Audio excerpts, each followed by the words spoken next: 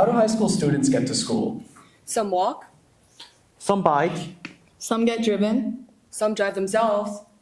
And some take the bus. At most schools, all of these ways of arriving meet at the same place. At Iroquois Ridge High School, that place is the road in front of directly in front of the school during morning drop-off. When we were observing this space during our site visits, we noticed interesting patterns. Everyone's improvising in their own way to make it through this space. Hello, fellow 1UP members. We are 1UP Iroquois Ridge, and today we'll be proposing our response to this moment of chaos outside our school. The question driving our process in solving this problem is as follows.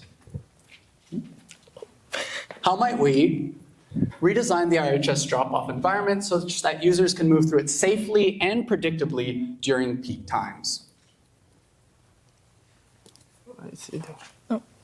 Despite their different perspectives, all three groups. Wait, no, not this one. What? Sorry. Despite their different perspectives, all three groups describe the symptom of the same problem, that the space does not clearly communicate how it should be used, and this became the foundation of our design. I'll just go. So,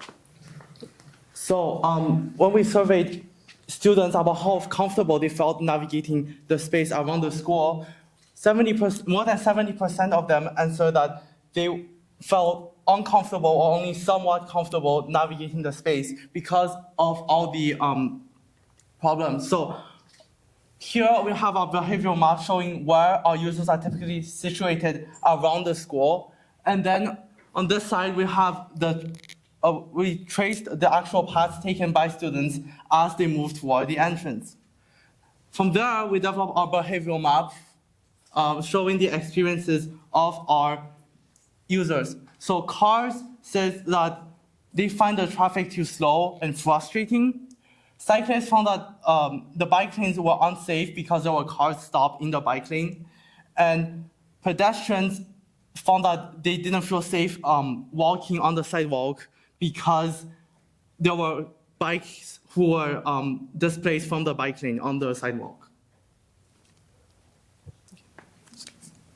So our proposal is the safe arrival corridor, with the goal of organizing the drop-off area so that each mode of transportation has a safe and predictable path towards the front of the school.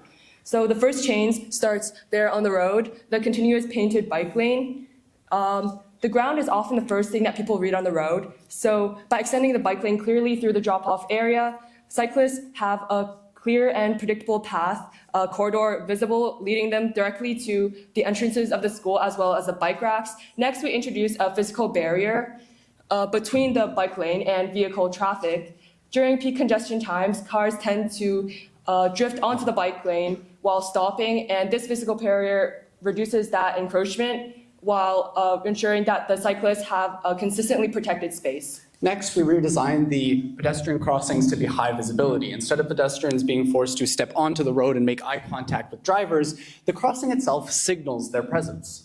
Finally, we add a designated vehicle drop-off zone further down the street, such that drivers no longer need to disrupt the bike lane and the crossing areas, and they have their own special area to drop off their kids. These components form the Safe Arrival Corridor, a system designed to guide pedestrians, cyclists, and drivers through the area smoothly and predictably.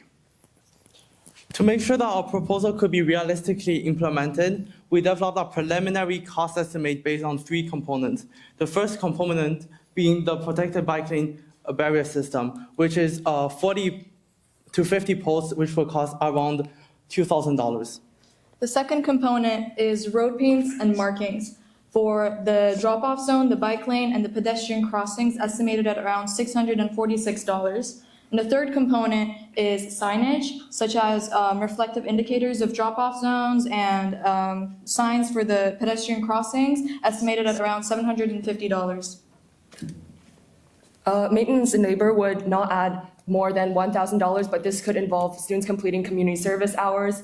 And in total, the Safe Arrival Corridor could be realistically implemented for $4,000 to $4,500. Furthermore, with steps already being taken to collaborate with the town of Oakville, collaborate with the town of Oakville in finalizing the design of our project is on a concrete path towards implementation, with funding being the main thing needed to truly advance our project. Thank you.